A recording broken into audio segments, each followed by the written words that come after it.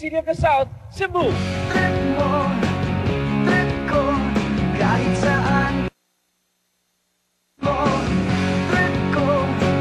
Visayas, kung ano-ano na ang tinawag nila sa Cebu. Sa paglalakbay. Asia's newest boomtown. The seat of Christianity in the Philippines. Home of Lapu-Lapu. Kahit saan pa Thailand, ang Cebu ay isa sa mga paboritong lugar na dinadayo ng mga turista sa Pilipinas. Global kasi ang appeal. I'm from Bohol.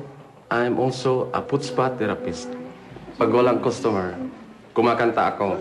Yun, nagpa-practice ako maigi. Nasasanay naman. Okay, what did you prepare for us? What song? Bisayan song. Sige. Hapit jud ko makahilak, dihang gibyan ko sa akong uyab. Tungod sa kaguol, mipalit dayon ko og lapad. Gusto kong lumsan kining dughan, pinagi niining alak. Unya kay dili man ako anad, nahubog ko na libat. Oh. Why? The song is a comedy song. Okay, fine. Ngayon pa lang sabihin ko na yung vote ko, no. Ganon pa rin. I also have to say no for now. Yes. Yeah, Ferdinand, sa palagay mo, magaling ka? I want to know what you think. Or that. Magaling talaga ako. Magaling Kasi ka? confident ako sa sarili ko. Confident ka sa sarili mo. Alam mo, feeling mo, ikaw ay Philippine Idol material. Opo. Ferdinand, thank you very much. It's maraming salamat.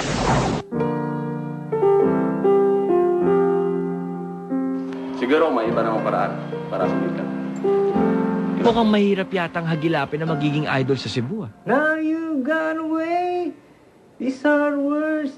Yes, We built this city on rock and roll. Gotta find a way to believe. We got no trouble. Life is the bubbles under the sea.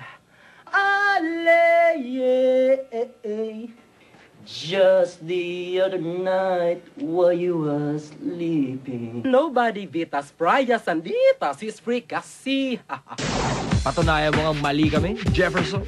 Mabuhay taga-Tanay. Wish me luck. Suportahan niyo ako. Hi, how are you? I'm fine po. Magandang tanghali po sa inyo lahat.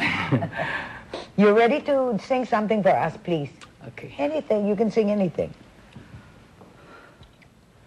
Hangyon kong imong pasaylo, ning akong pagtugaw kanimo. Tuguti nga ako magsampit, tuguti nga ako mag-awit. Ikaw day akong damgo, ikaw day akong gugma. Ihatag na ang imong gugma, pinangga ko maloy ka. Thank you! Very intense. Ang performance niya. Talagang, kala ko kakainin na tayo lahat. Earthquake. For me, it's a yes. O sige. Magalo na. Ako, wala pa tayong kalbo na nakapasok na matindi. So it's a yes for you? Oo. It's a yes, it's a yes. Okay. Sa wakas, nadali mo ba? Sabi na nga ba, malupit sa kantahan ang mga taga-Visayas. Dulce, Manilyn Reynes, Vina Morales.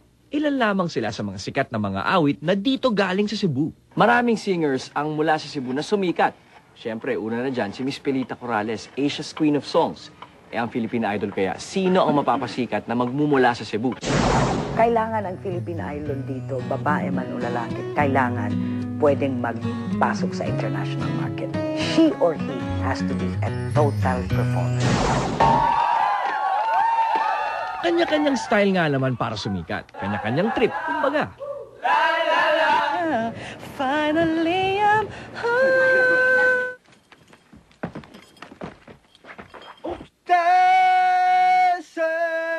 moment. Kung wala ng pag-ibig sa akin, di kayang mag-isa, gustong kasama kita.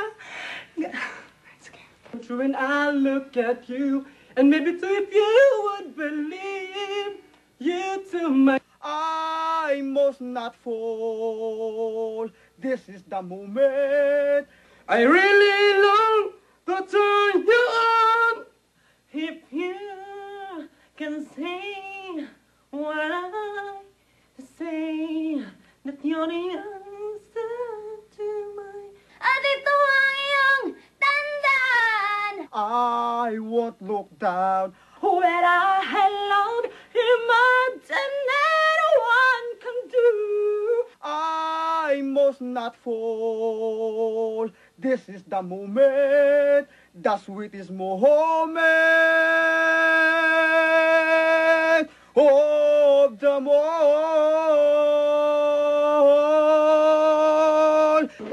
Kaya tuloy, di mapigilan ng iba na dalhin ang buong angkan para suportahan sila. Remember Cherry Chu sa Manila audition? It's my mommy, my daddy, my cousin, Tita Lita, my kuya, younger brother, my cousin, my lolo. Mayroong katapat yan dito sa Cebu. We are the Rio family. Ubinging pamilya. Ay muso ako ng Philippine Idol. Pinagdadasal talaga namin na sana makapunta kami ng Manila. Tsaka makumpleto kami. Buong kasi yung suporta namin, alam namin may talent sila. Kay Belle, kay John Paul, go. Kahit anong mangyari, andito kami para sa kanila. Dalawa ba naman miyembro ng pamilya mo ang sumali sa Philippine Idol? Mahilig ako sa sports. Yung extreme sport, as in yung from top to bottom. And I did the sky jump, which is one of the tallest tower in the world, which is located in Macau, Hong Kong. And I did it like, 7 times already? Ako po yung taong parating nasa bahay. I spend my time sa house, nagbabasa ng libro. Sobrang hirap po talagang mag-aral ng nursing. And I already did the skywalk, which you will have to walk the 233 meters, parang ganun yung taas. Lalakad ka doon kung gusto mo, tapos ako lang yung sumasayaw habang naglalakad. Kailangan mo po talaga mag-study up to the point na hindi ka na matutulog. Matatapos ka na mag-study around 6 o'clock, so wala ka na time maligo, toothbrush na lang, tapos kain, alis na kaagad. Amang Philippine Idol, importante talaga sa akin. Dahil ito kasi yung, as I said, ito yung opportunity na talagang hinihintay ko for very, very long time. Para pong sa school, kung araw-araw may exam, so dapat din sa Philippine Idol, araw-araw ka naghahanda, araw-araw ka rin nagpa-practice sa pagkanta. Andun ka na, walang makakatulong sa'yo, kundi sarili mo lang. So dapat maging prepared ka. As long as one of us ang makapasok to go to Manila and be the first Philippine Idol, okay na, solve na tayo. Okay na rin po. So good luck, baby. Good luck, Timmy. Love you, love you.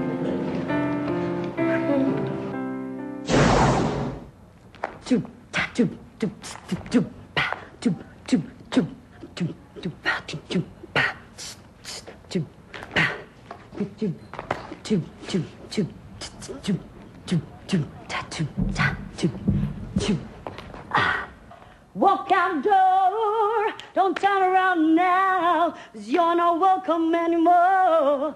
'Cause you're the one who tried to hurt me with goodbye. You think I crumble, you think I'll lay down and die, oh no, no, I will survive. Oh, as long as I know how to love, I know I'll stay alive. I've got all my life to live, I've got all my love to give. I will survive, I will survive. Hey, hey. I wish I had her figure. I wish I could dance like her, which I can actually, but I just don't show. I like her. Mr. C. You dance well. You sing for me. Okay, not the best, but As a whole. I think you'll be good for Philippine Idol. Lenabel, here's your gold pass.